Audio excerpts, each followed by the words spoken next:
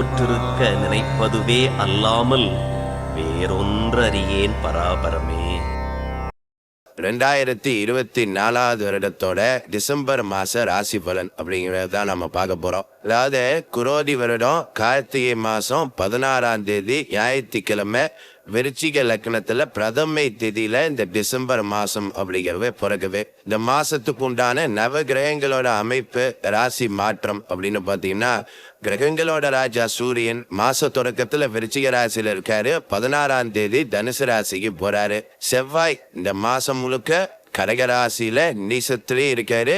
மாசம் தொடங்கி 3ஆம் தேதி செவ்வாய் வக்கரம் அடைகிறாரு.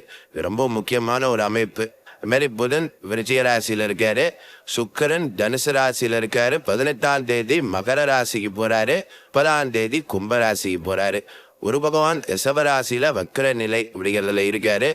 சரி பகவான் கும்ப ராசியிலையும் ஆகு மீன ராசியிலையும் கேது கன்னி ராசியிலையும் இருக்காங்க.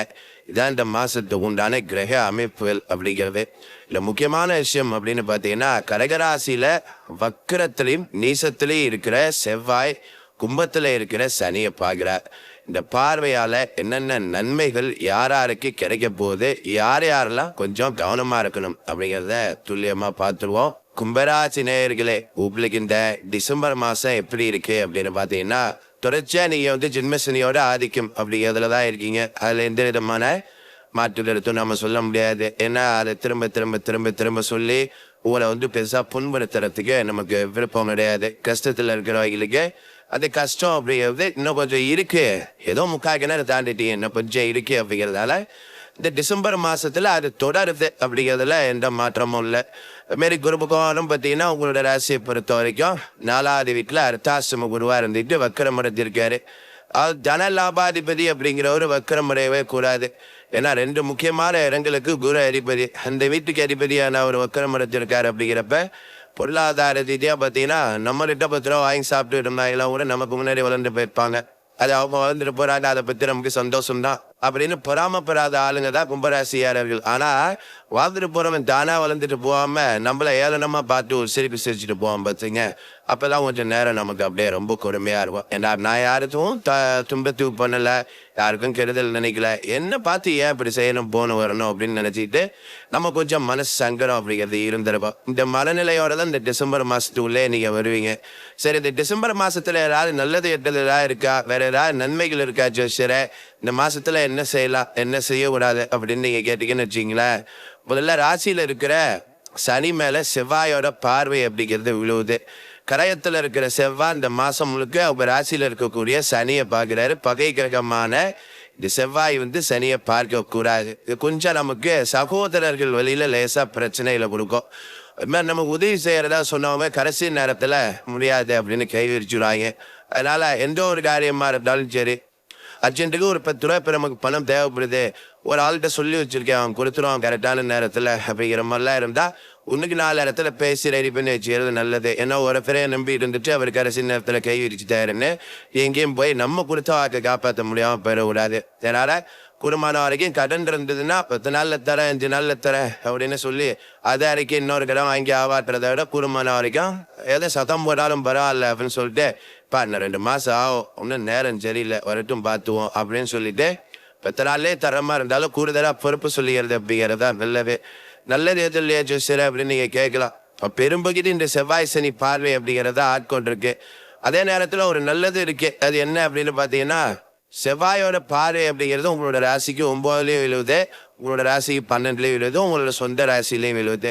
நேர்மட்டமா அவர் உங்களோட ராசியை மட்டும் பார்த்துடல. 12ஆம் இடத்துல இந்த செவ்வாயோட பார்வை விழுவுது அப்படிங்கும் போது இந்த விரைய செலவுகள் மருத்துவ செலவுகள் அப்படிங்கிறதெல்லாம் உங்களுக்கு வராது. அது ஒரு சந்தோஷத்தை நமக்கு கொடுக்கும். பரவாயில்ல, ஆஸ்பத்திரின்னு கொண்டு போய் காசு ஊட்டிடுறோமே, காசு போனாலும் பரவாயில்ல, வீட்டில் ஒருத்தர் மாற்றி ஒருத்தர் முடியாமல் இருக்கிறது எனக்கு எவ்வளோ சங்கடமா இருக்கு தெரியுமா அப்படின்னு இருந்தால் உங்களுக்கெல்லாம் கொஞ்சம் அதுலேருந்து ஒரு ரிலீஸ் அப்படிங்கிறது கிடைக்கும். அந்த வகையில் இந்த செவ்வாயோட பார்வையால் உங்களுக்கு நன்மை இருக்கு.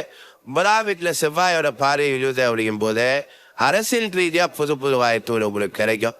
ஒரு கட்சியில் இருக்கேன், எந்த பொறுப்பும் இல்லை, காலங்காலமாக கட்சின்னு அலைஞ்சதான் மிச்சம், வீட்டிலே திட்டுவா எப்போ போல நீ என்னத்தை கட்சியில் சாய்ச்ச, உனக்கு அப்புறம் சேர்ந்தவங்களாம் 10 ரூபா சம்பாதிச்சிருப்பட்டான் அப்படின்னு. ஆனால் நம்ம சனி ஆதிக்கத்தில் பிறந்தவங்களாச்சே அரசியல் பிள்ளைத்தோருக்கு அறம் ஊற்றாகுன்னு நீதி நேர்ப்பை பேசிக்கிட்டு எதுவும் சம்பாரிச்சிருக்க மாட்டோம். இன்னும் வரைக்கும் அதை நம்ம தொடர்ச்சியாக செய்வோமும் கூட.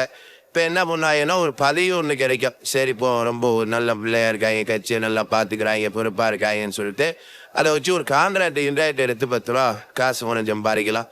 இல்லை அது கூட முதலீடு போல ராசிலியா ஏதோ கான்ட்ராக்ட் ஒன்று எடுத்து இன்னொரு ஆள்கிட்ட கைமாற்றி விட்டு இது மாதிரி ஒரு 10 ரூபா சம்பாதிக்கக்கூடிய வாய்ப்பு அப்படிங்கிறதும் இந்த காலகட்டத்தில் கிடைக்கும். அதுமாரி தந்தை வழி சொத்துக்கள் சில பேருக்கு கிடைக்கிறதுக்கு வாய்ப்பு இருக்குது.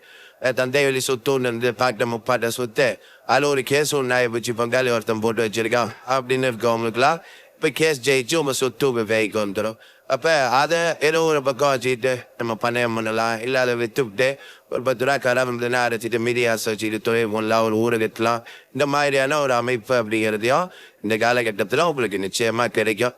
இதுமாரி மாதம் தொடங்கி 3ஆம் தேதியே செவ்வாய் வக்கரம் 3க்கும் 10க்கும் அதிபதியான செவ்வாய் வந்து வக்கரம் அடைகிறார். அப்படிங்கும் போது கொஞ்சம் நம்ம பங்குதாரர்கள் இருப்பாங்க தெரியுங்களா, கூடையாருடைய பார்ட்னர்ஷிப்பாக பிஸ்னஸ் பண்ணீங்கன்னா அவங்க கொஞ்சம் நம்பிக்கைக்குரிய வகையில் நிரப்பி மாட்டாங்க.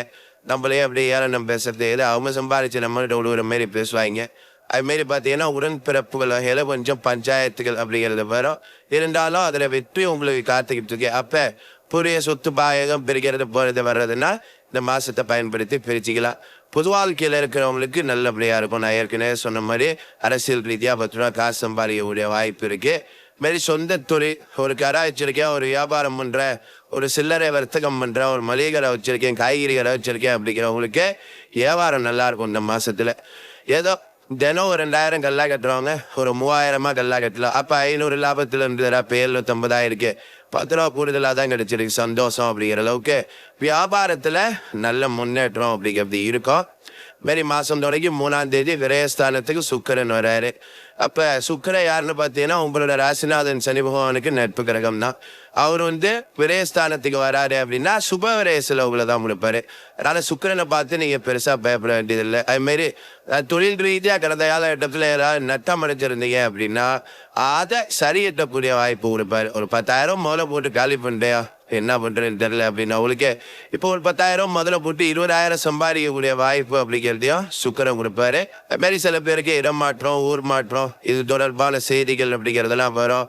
பிள்ளைகளோட மேல் படிப்பு சம்மந்தமாக எங்கேயாவது வெளியில் போகிற மாதிரி இருக்கும். இப்படி பலவிதமான நன்மைகள் அப்படிங்கிறதும் உங்களுக்கு கிடைக்குது. அதில் எந்த விதமான மாற்றமும் இல்லை. அதுமாரி உங்களோட ராசியை பொறுத்த வரைக்கும் தொழிற்ஸ்தானத்தில் புத ஆதித்யாக இருக்குது. அப்போ கல்வி சார்ந்த தொழில்கள் அப்படிங்கிறது ரொம்ப நல்லபடியாக இருக்கும். ஒரு பள்ளிக்கூடத்தை நம்பி துறை பண்ணுறேன், நோட்டு புத்தகம் இருக்கேன், இல்லை காலேஜ் வாசலில் ஒரு கடை வச்சுருக்கேன். இந்தமாரி கல்வித்துறை சார்ந்து தொழில் செய்யக்கூடியவர்களுக்கு பெரிய வெற்றி வாய்ப்பு அப்படிங்கிறது இருக்கு.